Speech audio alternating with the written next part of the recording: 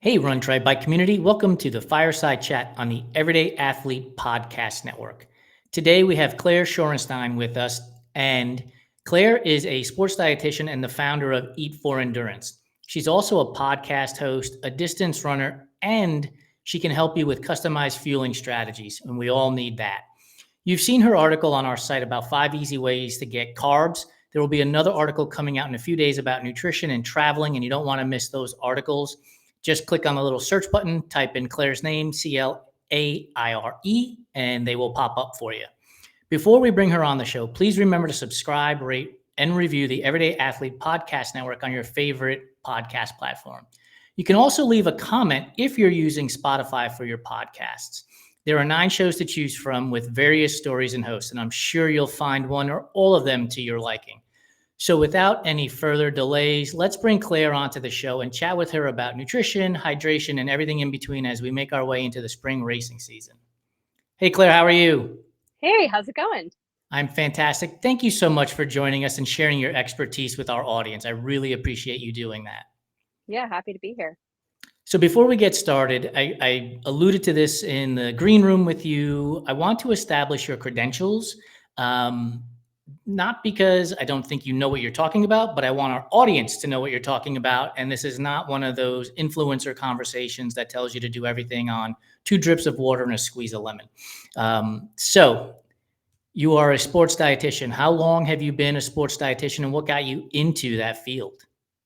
Yeah, so I've been practicing as a registered dietitian and sports dietitian for over 10 years now. I am a career changer. I got into this a little bit later in life. So at the ripe age of 30, I went back to grad school, got my basically a second bachelor's degree in science this time and a second master's degree in clinical nutrition, and dove right into it. I also am a board certified sports dietitian. So it's a specialist degree, and that's that CSSD credential. So my credentials are MS, that's the Master's of Science, RD, registered dietitian, CSSD.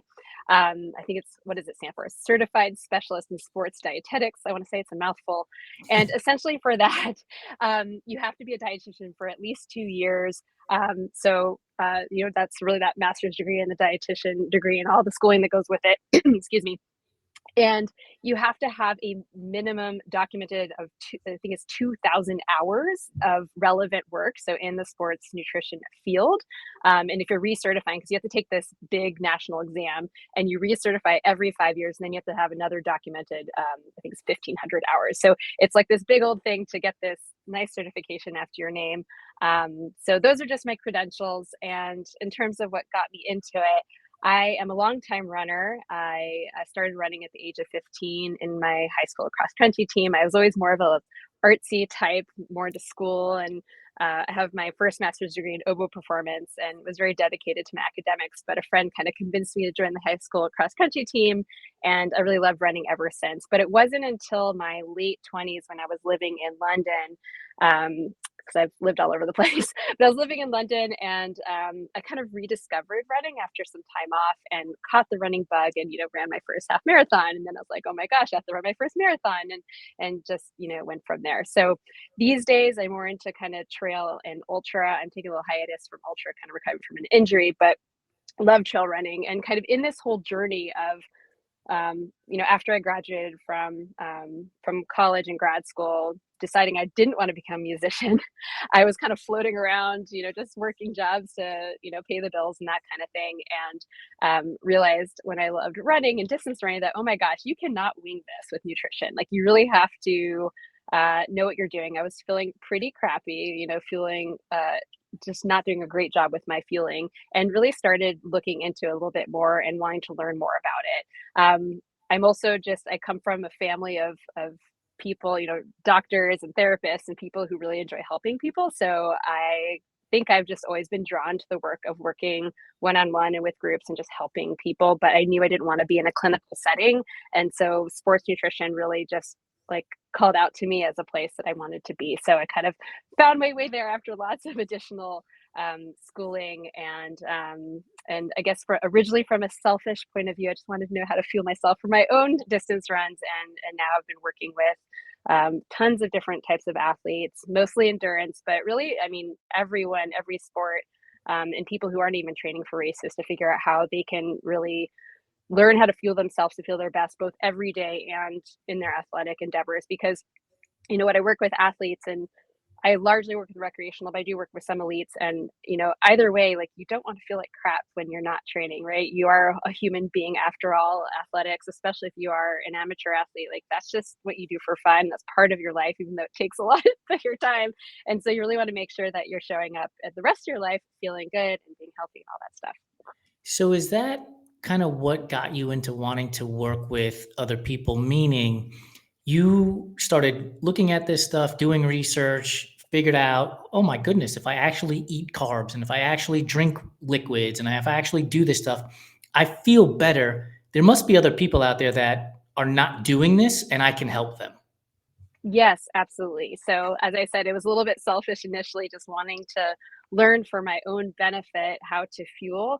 I also come at this, I didn't mention, I do have a history of an eating disorder in high school and into college, and disordered eating that I was kind of coming out of and recovering from. And by the time that I was entering into endurance sports, I had moved beyond that. But just from that point of view as well, there are so many people who, whether it's intentionally or unintentionally, are under fueling, and I do work with a lot of those folks. And so coming at it from that angle as well, I was very interested in helping people who are struggling, because it's very, very common, especially in the endurance space. Yeah, that's a great segue into a conversation I wasn't intending to have today. But I suffered from disordered eating when Yeah. I got into the sport of triathlons, and I point at the sport of triathlon because you are absolutely stuck in this skin tight kit that Yep. shows everything. And so immediately I start thinking, well, I've got to look better in this kit. I can't have this, that, or the other thing happening. And you start looking at vanity metrics. What are my watts per kilogram? How can I push the bike harder and faster? And one way to make that number look bigger is to drop the G part in that fraction, right? And so I start, almost not eating, and then find myself 9, 10, 11 o'clock at night in the pantry, shoveling calories into my face because I've ridden my bike that day for 5, 6, 7 hours and I'm starving. When you are working with athletes and you can see sort of these traits in them, how easy, how hard is it for you to approach them about this topic? It can be really tricky. So I do have a lot of people coming to me, and I literally just had a potential client call today about this. I have a lot of people coming to me who are saying they want to lose weight or want to change their body comp, and oftentimes it's for performance. Often it's performance and it's also aesthetics.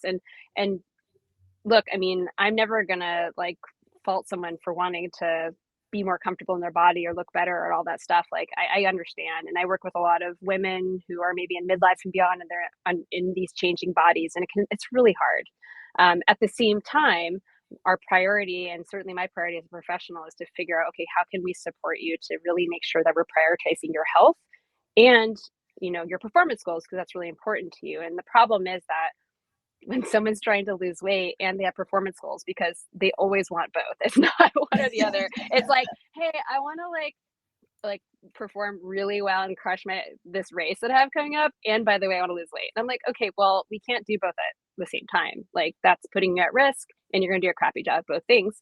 Um, it's not to say that weight loss is not like an appropriate goal for certain people at certain times of the year, like maybe in the off season or other times. But like, I just had a conversation with a client, for instance, or a potential client who has a half Ironman in September. So that's quite a ways away. And so technically he's not racing right now, but he just did like a 2-hour bike today. Like, it's not like he's not training and doing lots of stuff. So it's really walking a very fine line with this kind of thing. And then in terms of, you mentioned some, like, or even yourself, like, kind of restricting all day and then binging at night. And that's really where it comes back to, like, I see this all the time with people, these like inconsistent eating patterns. And it's obviously a lot more complicated than just telling people, oh, just eat every 3 to 4 hours and have balanced meals and snacks, because of that kind of psychological component. And it's a spectrum, right? Obviously, there's full on eating disorders, and then eating, disordered eating. And it's all a spectrum. And then with eating disorders, it's an actual mental health issue. It's not like oh, you just got to snap out of it. It's like a mental health disorder. So it's very layered, it's very complicated, and it very much depends on the individual case. If we're taking someone who doesn't really have an eating disorder and is just kind of having these struggles, then it really is just talking to the person about what their goals really are, what are they really trying to accomplish, what their priorities are. So there's that aspect. And sometimes, yeah, things are conflicting and we got to point that out.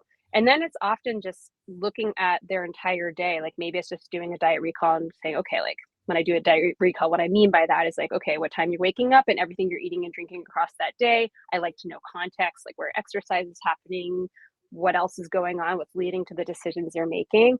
And when we see like these huge gaps in your day, so then we're finding out, okay, well, why did that happen? Are you intentionally restricting? Were you just really busy at work? Like what was going on there? And then especially when we see like a binge pattern at night, or when I see people with a lot of like food rules and fears and all kinds of stuff, I actually have a really helpful worksheet that's free on my website. If anyone wants to like download that and just do this exercise on your own, I think it's very helpful. But when I see these huge gaps, then you kind of I usually point out to people, I'm like, you know what? Let's just like try some stuff. Let's just, if you feel open to it, let's experiment. What happens when or if, instead of, working out fasted, we add a carb-rich snack before that morning workout. Like, how does that make you feel in the afternoon?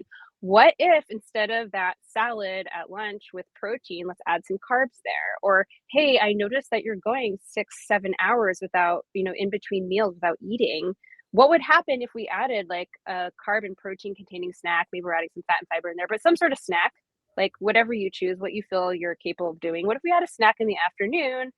What happens? Do you feel so starving later? Do you feel out of control? So we kind of just experiment, and like we can start really, really small with little things that they feel comfortable with. Because for me, it's really important that, especially when someone's very resistant, that we start really small. And they usually start to notice, oh wow, that helps, or gosh, I'm not so starving later. And then where the tricky piece comes in is this mental component, the resistance, but if I add carbs to my lunch, I'll get fat. Or, if I do this, like this will happen. Almost always, I will say, is the fear of weight gain. That's almost always the fear.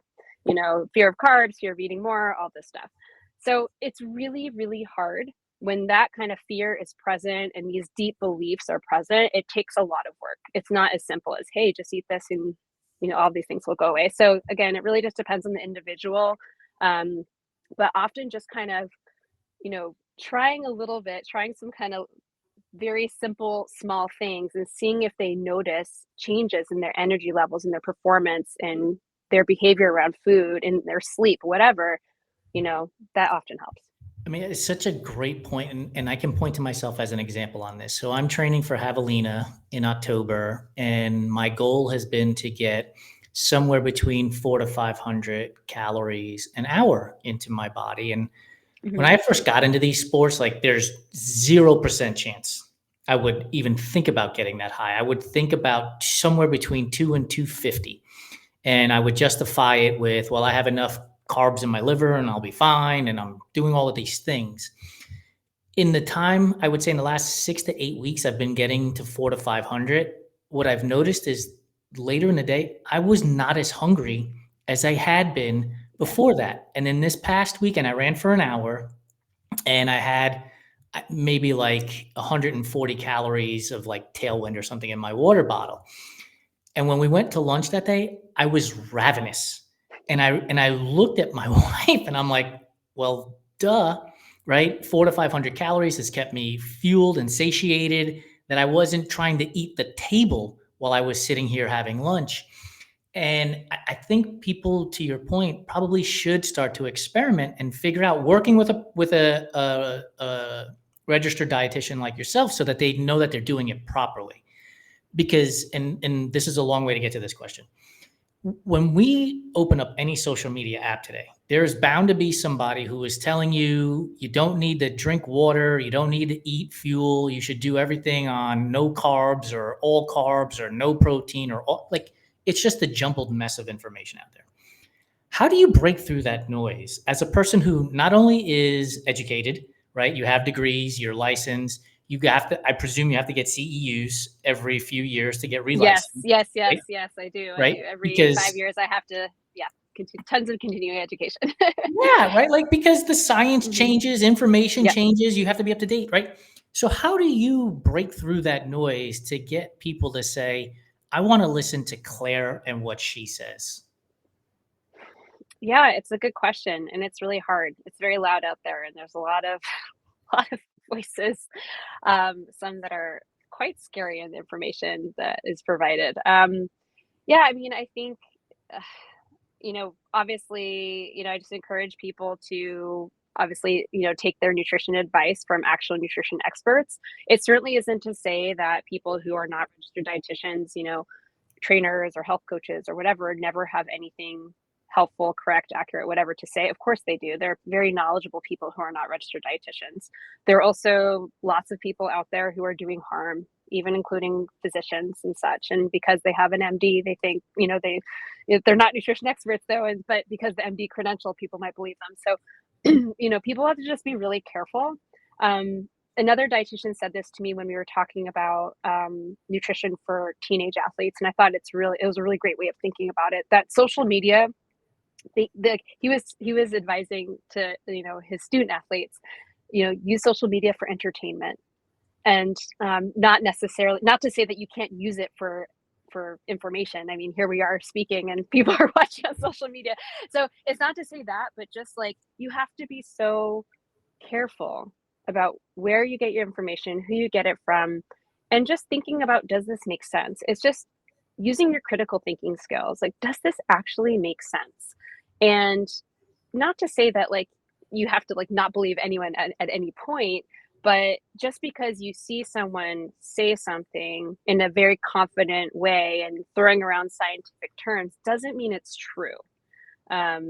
We see a lot of people shouting in grocery stores, or God knows, do just, all these like influencers like claiming that like oatmeal is going to kill you, or God knows what, right? I can't even keep up with all the BS out there.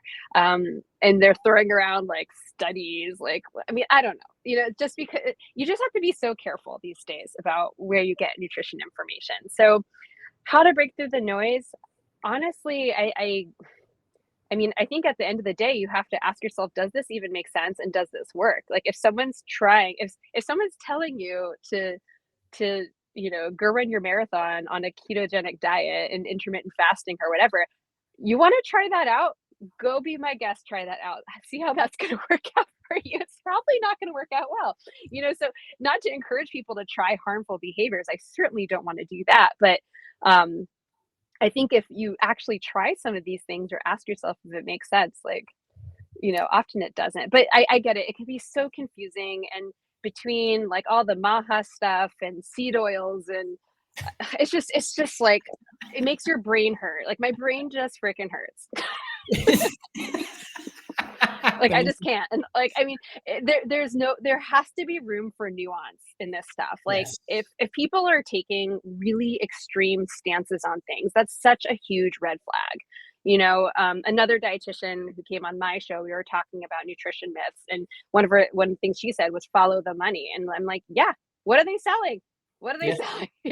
What are they like talking about, like toxic this and that, whatever? And then they're selling you some ridiculous supplement that has some proprietary blend that's like super shady, So they're just looking out for red flags. They're everywhere. Yeah. What's funny is like for us, when we answer a question about running shoes and we tell people, go check out this Topo Athletic shoe, we will also say, by the way, they are a marketing partner of ours so that they know to take it with a grain of salt in a sense, right? So they understand that these guys are paying Run Try Bike as a marketing partner. Now, we run in the shoes all the time, right? And we're talking about where we come from in the fact that we are using those shoes, but it is the follow the money. I feel that we need to be transparent, that if I tell you, Oh go yeah. check out the Spectre 2, you should also know that we're getting paid, right? Now, they don't pay us per mention, don't get me wrong, but you should know that they're paying us, that they're an advertising partner of ours. Yeah. And reality is, I didn't run in them for the first 2 years that they were paying us to be a marketing partner. And it wasn't until just a few years ago that I started using them. all of that is to say, like, to your point, and to the guest you had on, like, follow the money, see where the money is coming from, what they're promoting and what they're talking about, because that oftentimes will lead you to the answer that you're searching for, which is, I don't know that I should trust this. Yeah, I mean, I really try hard not to recommend products that I don't try on myself. Mm-hmm. And whether it's, I mean, even in my practice, so I do some like testing services. I want to know what the whole or client experience is. And so I will make sure that I try whatever test it is or whatever, whatever it is, I want to try it on myself, see what it's like, and then I can offer to my clients. And similarly, like, because I have brands reaching out to me all the time. Most of them I ignore because they're gross or shady or totally do not align with my philosophy at all. And I just hit delete and ignore.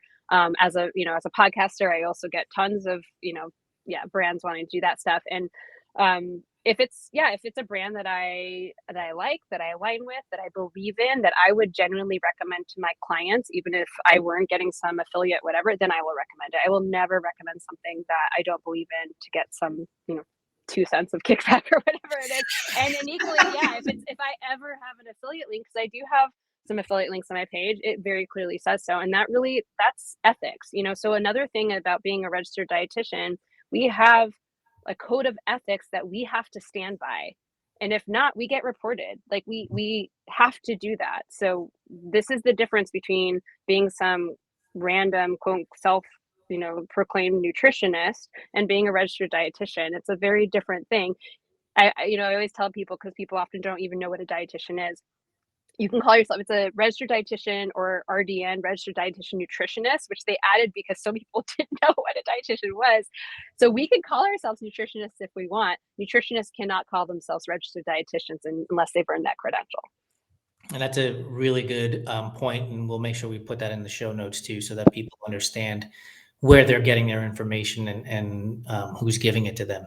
You mentioned myths earlier. I would love to hear if you have one myth that you hear like every racing season come the spring or the fall, and not that it makes you cringe, but you're like, I got to deal with this again. Like, why are we still dealing with this myth? Is there one out there that you're like, goodness gracious, can we bury this thing already?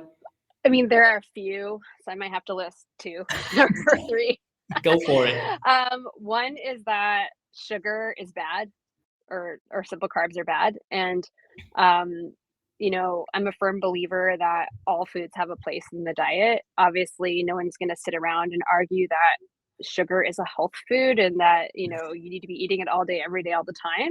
But if we're talking about active people, and especially if we're talking about endurance sports, simple carbs are incredibly important. And that simple carbs, that includes sugar. So, yeah, I mean, sugar has a place. Like, carbs are your body's preferred fuel source. You're not sitting around eating like high fiber bread or like, farro or whatever and quinoa on the side of a trail. Like you need gels, you need sports drinks, you need, very easy to digest carbohydrate. And there are lots of different forms of that. In order to get into your bloodstream quickly, to give you that fast energy source that your body requires. So, people are constantly demonizing sugar. And, I've had clients not want to take gels or, want to eat real food over gels. And I'm like, okay, well, first of all, that source of carbohydrate in solid form is like basically the same thing. Like, you're just Right. sugar. But yeah, so people kind of freak out a little bit.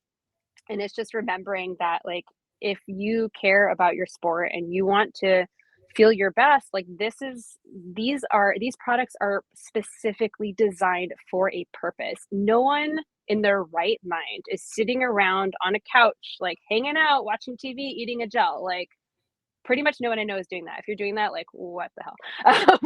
This isn't something like, it's not like an enjoyable, fun food. Like, again, it has a purpose. They're also really expensive. So yeah, sugar is just something that is part of an athlete's diet. And whether it's actual sugar in the form of a gel or sport drink or chews or whatever, or whether we're talking about like white bread or a plain bagel or regular pasta, white rice, dairy, milk is a simple sugar as well. There are lots of different, like maple syrup, honey, like those are all simple carbs. Those are things that are really helpful, and endurance athletes have higher carbohydrate needs. So the more exercise you're doing, the higher your carbohydrate needs are. And, at a certain point, it can be hard to get that much food into your body. So if you're constantly choosing really high fiber sources of carbohydrate, like there's only so many like beans and whole grains you can eat. We have to supplement or include, some of these more simple carb sources. So yeah, that's one I'd say that I constantly have a discussion around. The other one is that you have to lose weight to be faster. Fed is faster, and I'm not arguing that weight is not at all a factor. It is, but there are so many factors that influence performance, and yet weight is the one that gets the most airtime. Mhm. So people are so tunnel vision when it comes to weight. And then, what about like, hey, are you eating enough? Are you including carbohydrates? Is your performance nutrition dialed in? Are you sleeping well? Is your stress at least somewhat managed? I mean, that one always kind of, I say stress management, I'm like the most stressed out person ever. So, I mean, I just have to, like, I'm a realist. So I know everyone's just doing their best in their lives. So I just want to put a little asterisk on the stress one and be like, I feel you. We are all stressed and trying our best. So there's that. But like, again, if everyone put as much focus on all of these other things, I mean, there's like this huge list of things. I just mentioned a few. If they put focus on all these other areas and didn't just focus on weight, I Mhm. mean, gosh, what a difference that would make. So like when I get someone, circling back to like one of your earlier questions about restriction and eating a lot later, I mean, when I get people who are really caught up on weight, I mean, what am I doing with them? The way I start my work with clients is like the same for everybody. I'm assessing your nutrition status, what's going on, what I call your life landscape. So like what are all the different things in your life that are affecting your fueling decisions? And again, we're looking at all those gaps. We're identifying just how can you be a better fueled person? How can we support your overall health better, so that you feel better in workouts, so that you recover better, so that you're not getting sick all the time, so you sleep better. All of these things impact performance. So I'd say that's the other really big one. Yeah, I've been doing this stuff for 18 years now, and you see all kinds of different things coming and going, and people talking about all kinds of various opportunities, and just, I mean, it almost never ends. And I know we both have a dear friend in Stevie Lynn, and I always think about her, and now you, since we've gotten connected, when I see somebody post something, um, even as simple as, and it's a question that will be something along the lines of, should I take water for my 30-minute run? And like, that is just a very open-ended question to the entire internet, right? Like, Yeah. a zillion people are going to have a zillion different answers. Yeah.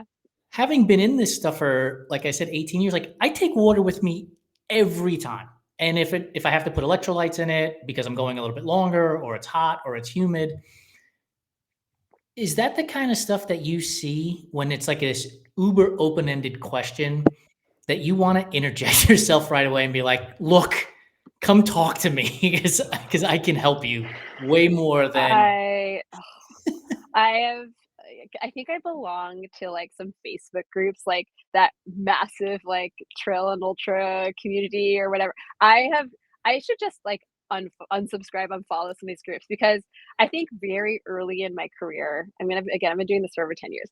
Very early in my career, when I was just trying to like get my name out there, or I don't know, maybe I just didn't know better and I was being stupid, but like I would like, yeah, I would comment on stuff. And now I'm just like, I am not touching this with a 10-foot pole.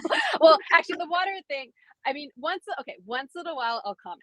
I'll see something, or if I see someone like especially if it's like a brand, I can't remember recently. There was a really good recent example where a brand was just like, I think they were like making some sort of nutrition statement that was wrong, or they were just like really like they should not be making, or they were giving bad advice. And I was like, first of all, you're like a shoe company or something. Like, why are you what is this?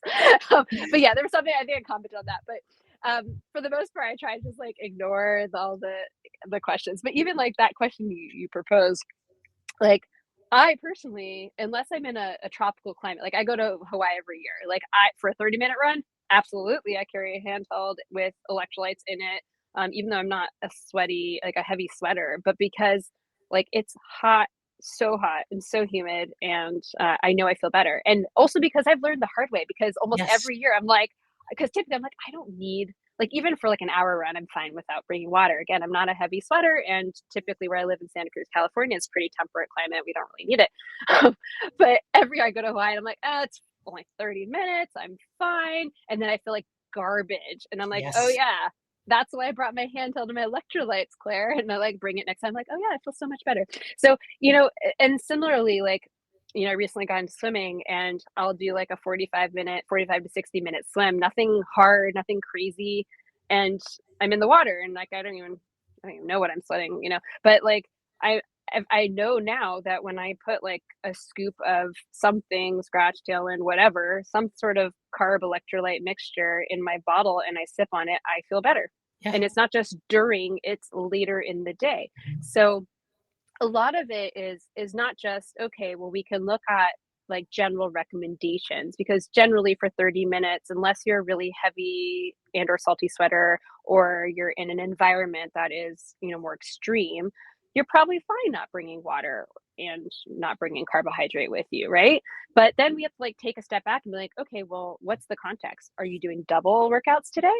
Are you in the midst of peak training? Are you like, have you just experimented and just, you feel better? Did you not have a chance to eat before your workout, and this is how you're getting calories in? So it's really, again, it's all nuance. There's so Yes. much nuance. We live in the gray area. Extremes are not where we're at. So we always want to ask lots of questions, stay curious, experiment with whatever to see what works best.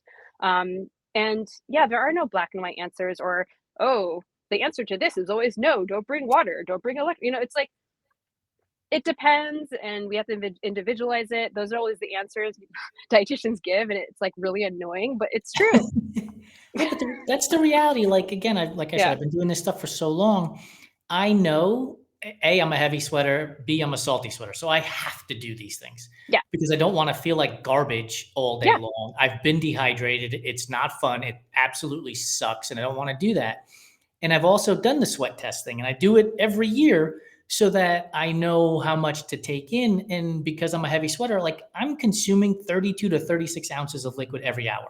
Um, and I have to for myself, right? I know that I have to.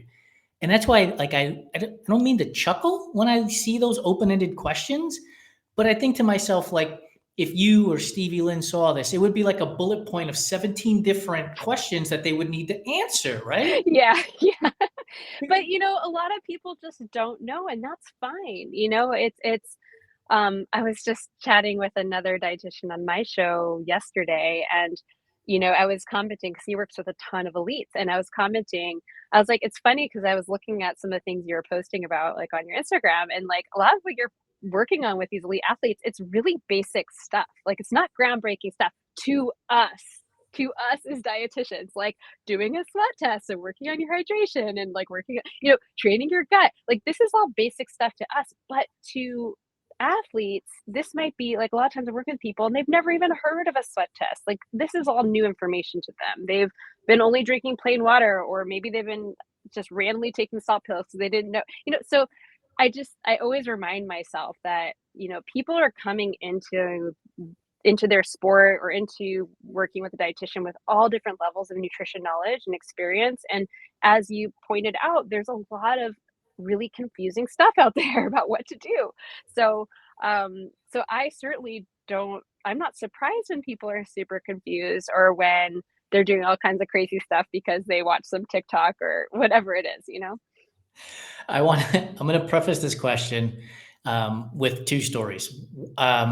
When I was racing Ironman distance, I had friends who told me that they had read about an elite or pro athlete who was training their gut, to race in Kona, where it's hot and humid. And they were doing like this workout. I don't remember the lengths or the distances, but then they would stop and they would eat like a plate of nachos, right? And then go out and do the work again, just so they could feel like crap, right? Because that's Yeah. what's going to happen. Yeah. And they could mimic what would happen during the race at the Ironman World Championships. And I do remember one of my first Ironman events. I was at Ironman Texas. It was like 109-degree field temp, humid as all get out. and I'm running through the aid station area, where the special needs area, and I see this athlete take out like a Big Mac. And I just thought to myself, good for you, dude. But like, that's been sitting there all day. Like, exactly. Wait, out of his own bag? Out of his own bag. Like, Oh, so that gross. means it was there at like 5 a.m., right? Or is there, oh, he bought it last night and he put it in the bag. Like, it's been there all day.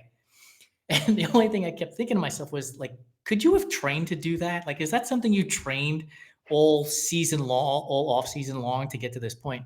So this is again, a long way to get to. What's like one of the things or two of the stories you've heard of people trying to train their gut and you're like, really? That's how you're doing this? And not in a judgmental way, but like, wow. It's funny. Like, I don't know if I've actually heard stories like that of people train their gut. Like what I'll sometimes get my clients to do is, for instance, if they're like a trail and ultra, person, like maybe they're practicing eating on a really hard climb. So practicing eating actual solid food while working at a high intensity, or maybe I'm having somebody in like a proper like speed session in a workout, taking gels, taking sports drink, like making sure they're practicing doing all their fueling at race intensity or even higher. But yeah, it's funny. I haven't really heard. It might just be my client population because so many people come to me underfueled. Like I'd say the majority of people who come to me are just underfueling, and so often I'm getting them to just try stuff, and like the whole concept of training your gut is very new. So I'm not really getting people who are who have been like, I don't know, like eating up. I mean, maybe people are probably like eating pizzas and doing all that kind of stuff. But I think it also depends on your sport. So like, Yes. I think triathlon in general is a higher intensity sport compared to say like trail and ultra, scene, where if someone busted out like a Big Mac or a pizza, everyone be like, cool, like good for you. Like, that's great. Hopefully it's not sitting out there, though. That's gross. But yeah, so that's, I feel like it's a little more common. And then once you get into like the 200 distances, and anything goes, right? Yeah. So I haven't heard any crazy stories. Unfortunately, that would be fun if I had some to share. But there are definitely lots of different ways of training your gut, and you don't have to do those things. You can certainly start Correct. small, because just to be clear, if someone's listening to this and like, wait, I don't eat anything during or before runs. So like really like training your gut then in that case, like let's say you run fasted or bike fasted or whatever you're doing. It's just like, hey, can you eat something or drink something before your workout? So maybe you're having a half banana, maybe you're having some sports drink or a gel. Like, can you get something into your body if you are used to doing nothing? And then same with if you're used to doing zero gels and zero whatever during a longer session, if it's like say over an hour, put one gel in there or start with one serving of a sports drink and sip it. So it's training your gut is really just like, hey, let's just start with where you're at and let's get your stomach adjusted to starting to take on calories and fluids and all that. You need to come hang out in our circles so that you can get some of these stories. Like, Yeah. one of the things that I tell people about, because I raced the inaugural Cocodona, and they were Mm-hmm. like, "What did you eat?" And I'm like, "I ate basically everything. Like, if it wasn't nailed down, I was eating it, because you're racing for Mm-hmm. 110. For me, it was 110 hours or so." Mm. But I remember getting into Prescott, Arizona, and my crew chief asking me at the aid station prior, like, "What do you want?" And I was like, "I want two Impossible Whoppers and as many Klondike bars as you can possibly bring."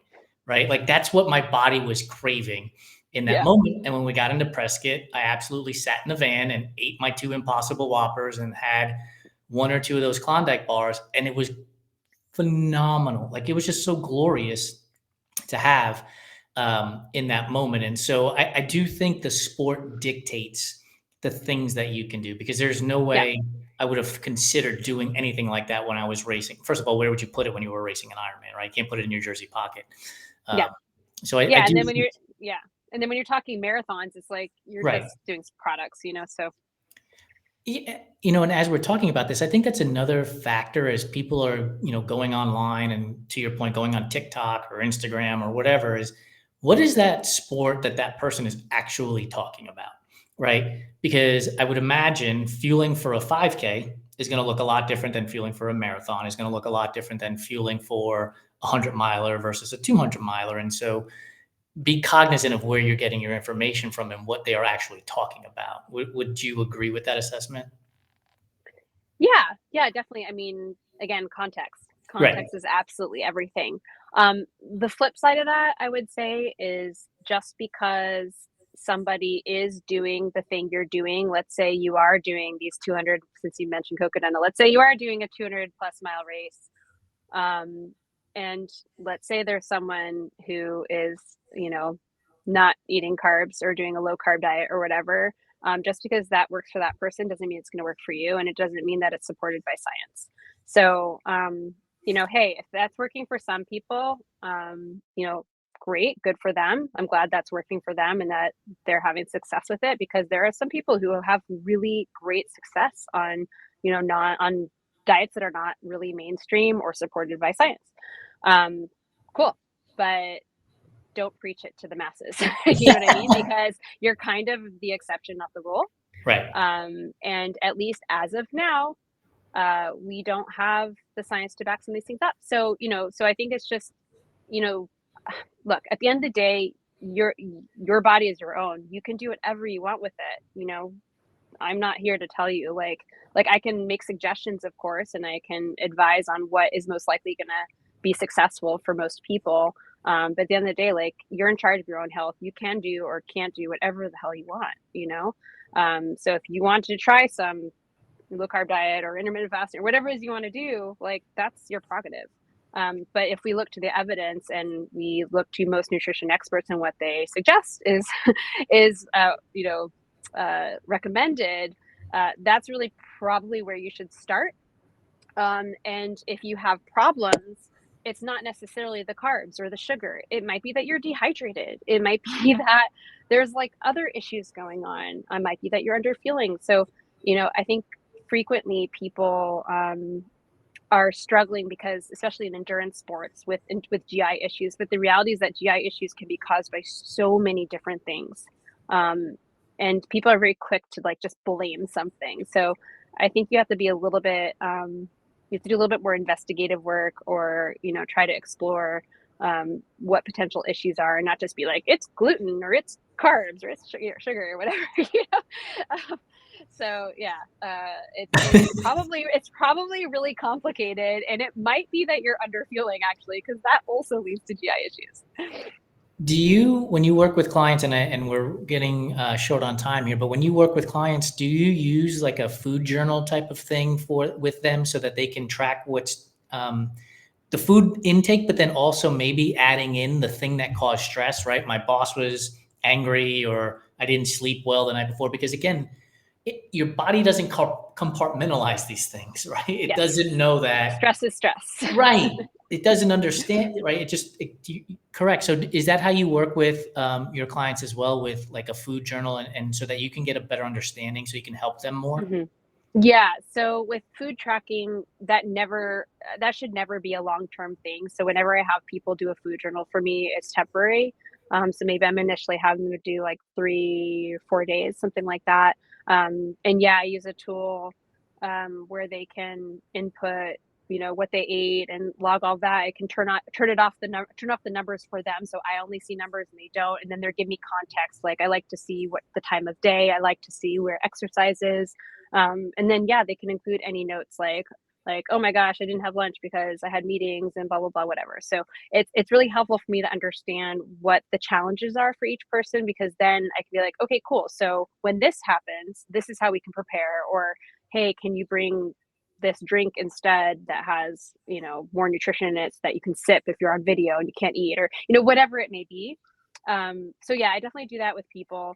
And, if people, because I work with people usually for 2 or 3 months, typically 3 months. And so then maybe like week to week, we might spot check things again, or maybe I'm just having someone, hey, can you just log 1 or 2 days a week? Or we decide, hey, you know what, like, people might be just like, this is like too much of a burden. I don't want to do this. Like, let's like look at some other stuff. There are some, yeah. So I use a platform called Practice Better to see clients. I don't love the food journal in there. Chronometer is a really good one that people really like, and that one's a lot better. It's just not integrated in my system, but I think I'm gonna switch over to it. But if people want to get started with something, that tends to be a really good one.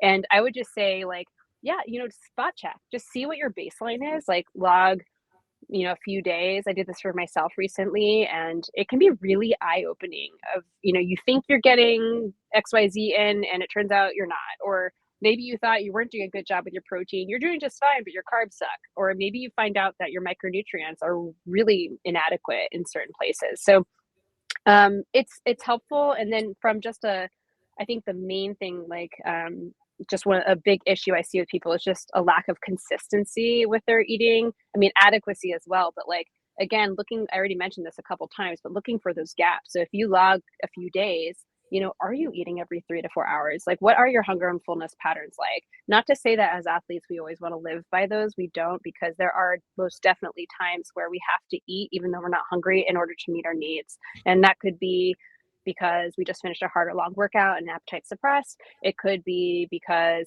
we're just really distracted and like just zoned into our work, and you have to just be like, oh wow, it's time to eat. I need to meet my total energy needs for the day, and I won't unless I eat now. It could be because you have a meeting scheduled at the time you normally would eat, and this is your opportunity to eat, and you're not really hungry, but you have to eat now, so you're not starving later. So there are lots of reasons we eat, and it's like, yes, you want to be intuitive, and you also want to be like smart about how you feel too. I mean, those are such great examples, because one single person might have all of those things happen to them. Yes. Right? Like over the course of a week or two, like you might have all of those scenarios unfold. And it's really important to understand. As you were talking, I'm thinking to myself, when I'm training, right? Like I use RPE to determine how hard I'm going when it comes to training, and becomes intuitive. Like I'm running hard, I'm running easy, or whatever it might be. And I started to think about, like, I wonder if like the journaling component of it all, and to your point, limited 3 to 4 days, you start to recognize how you feel and when you're feeling certain ways, so then you can make adjustments because you're dialed in. Yeah, I mean, I'm definitely looking for patterns. People sometimes get stressed out about one meal or one day, and I always like to remind people, or even like a weekend or even a week, and I always like to remind them, like, you need to take a step back and just like look at your overall eating pattern, and also paying attention to, like, again, making that connection between, when I eat this food, this is how I feel, and it could be good, bad, or neutral.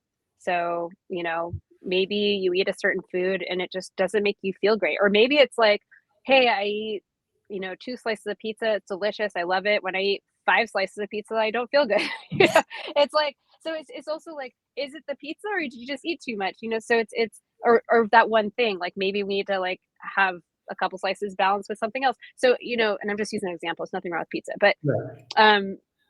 so yeah. So I think it's just kind of playing around with stuff, looking for patterns, noticing any symptoms you have or other issues that you have, and trying to make connections. And sometimes, like, it's hard, and especially if you have GI issues and you're not sure if it's like a food intolerance or something else is going on.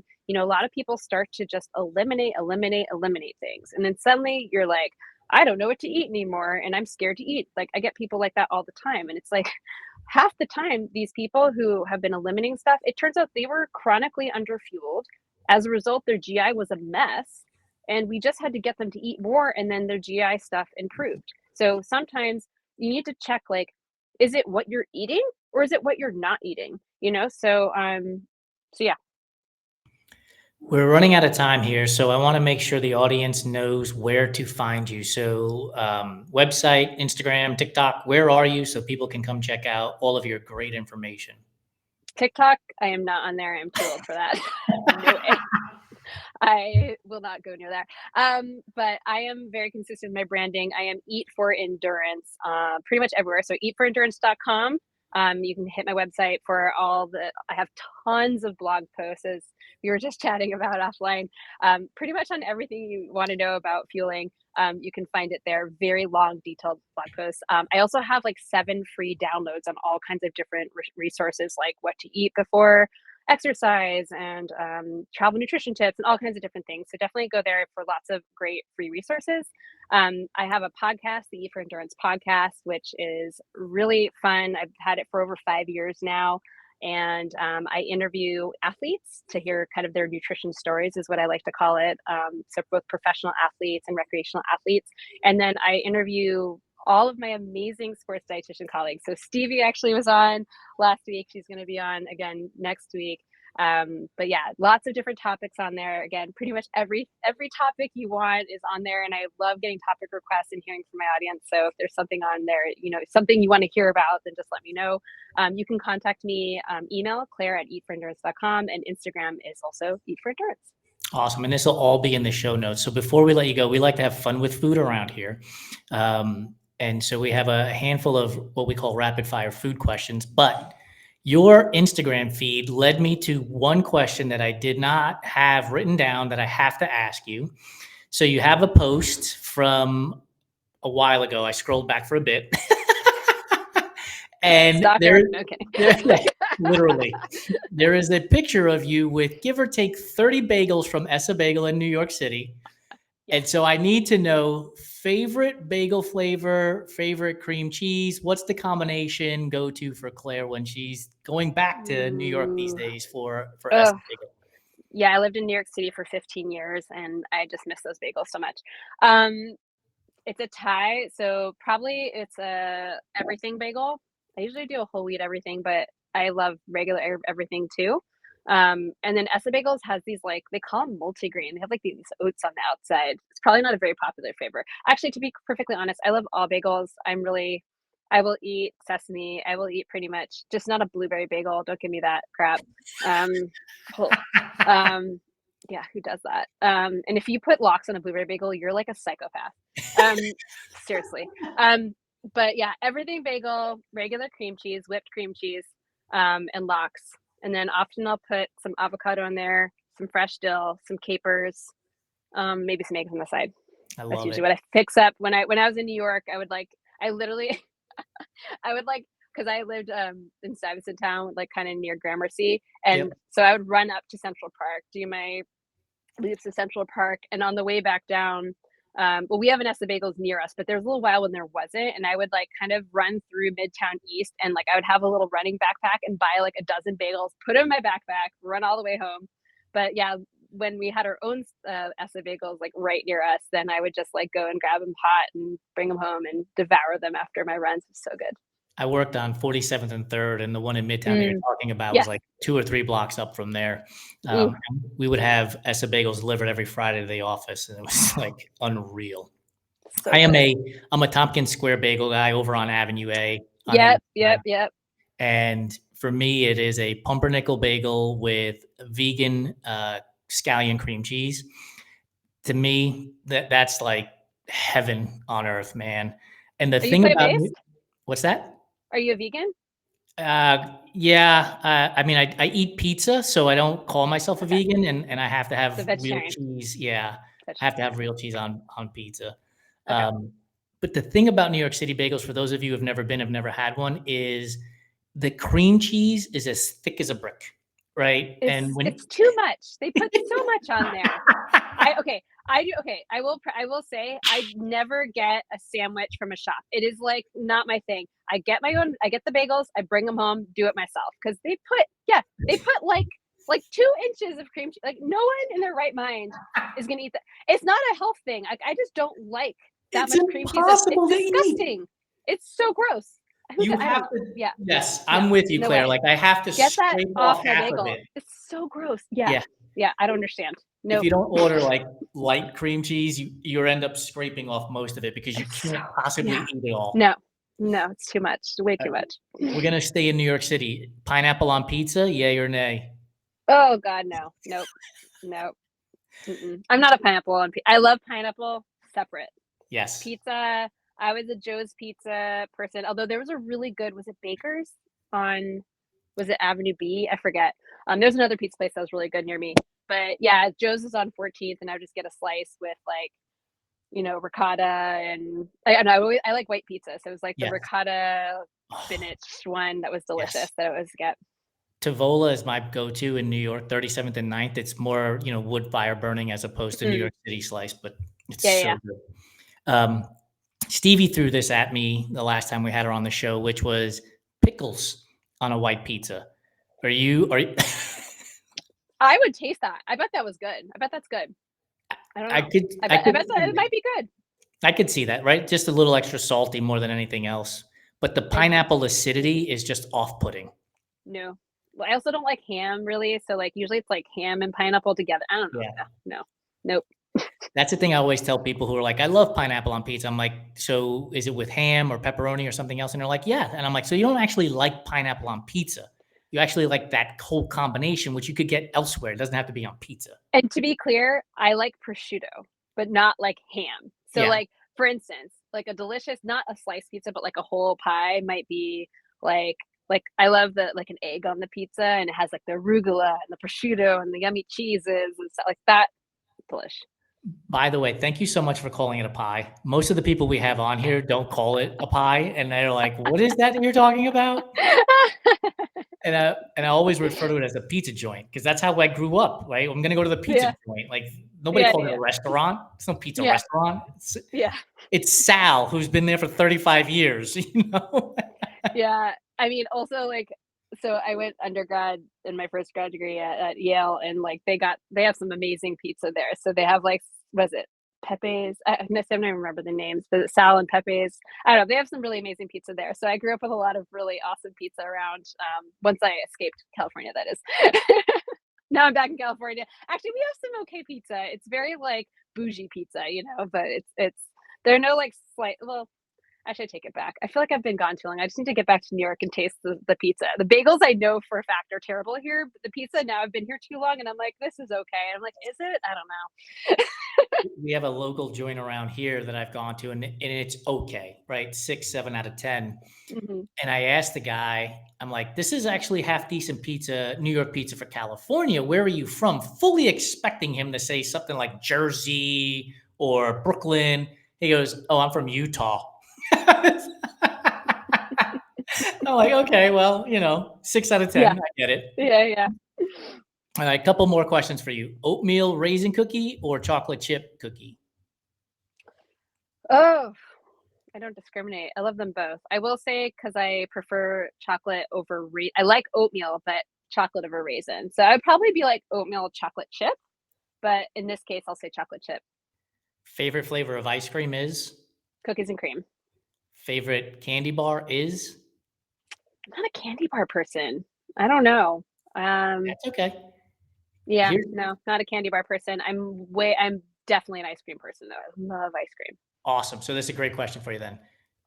Oreos are a great cookie sandwich. Oreos are great in ice cream. Oreos are great as a cereal. Is there another product that you can think of that would be great as all three of those things?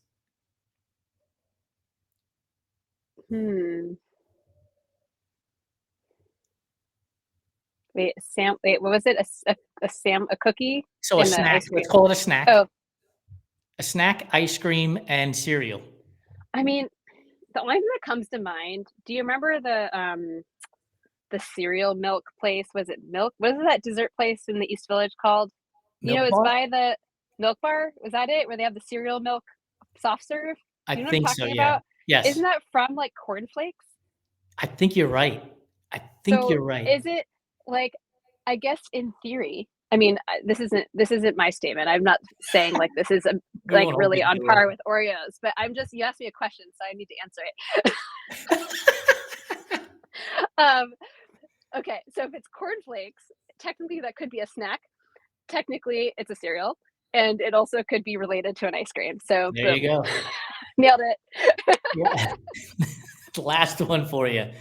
A tray of brownies has come out. It's sitting on the counter. It's gotten cool enough that you can actually get your hands on it now. Are you a corner person, an edge person, or the middle for all of the ooey gooey? Middle. Without hesitation, too. I love it. Yeah, I don't like the corners of things. I don't know. No, nope. So Sicilian pizzas are out. Well, no. Well, pizza's different, but I don't know. The edge of a brownie, it's like, no, I like the gooey stuff. Also, like, I was that person like growing up, I'm Jewish, and like with challah, like I was as a kid, I was so bad. I would be at temple and it would be like, the whole congregation, there'd be challah and everybody taking challah. I would literally reach my entire little 5-year-old fist in the inside of the challah and hollow it out and take the inside. I would get in such big trouble. But yeah, I would do that and steal the Manischewitz wine, apparently. The interior of challah bread is so good. It's so so good. soft. It's so I know. tasty. Yeah. It's like Yep. the perfect French bread, like It's so period, end good. of story. It's so It's good. so good. So yeah, I'm a middle person. I love it. Claire, thank you so much for joining us on this Fireside Chat. We really appreciate your time. One of the things I'm fond of saying is that time is the greatest gift you can give to somebody. So thank you for giving me of your time and the gift of being on our show. Thank you so much. Thank you for having me. This was super fun.